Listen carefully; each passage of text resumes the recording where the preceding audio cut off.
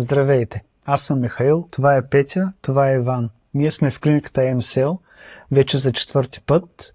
Пътувахме с кола и нямаше никакви проблеми през цялото пътуване. В клиниката много добре се обслужват и се занимават много добре с нас. За подобренията, които имаме от стволовите клетки, ще разкаже Петя.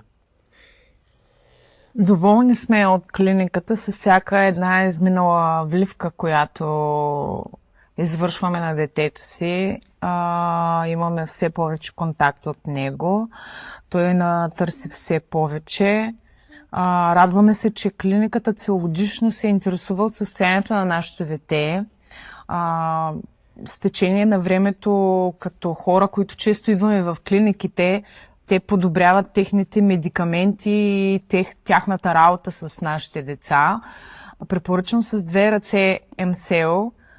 Ако имате нужда или се двоумите, направете тази крачка да дойдете или да се подложите, ако има нужда вашето дете, от феталните стволови клетки, които се вливат.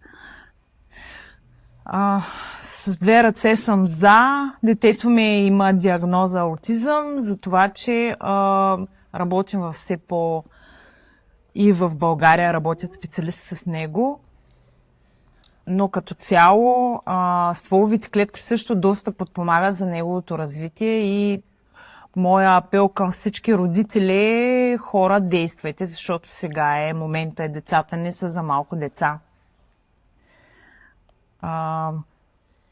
Това е от нас. Всички бъдете живи, здрави. Благодарим и ние на клиниката за това, че ни приемат, обслужват ни по толкова добър начин и има ефект от стволовите клетки, които се вливат на нашето дете. Ние го виждаме.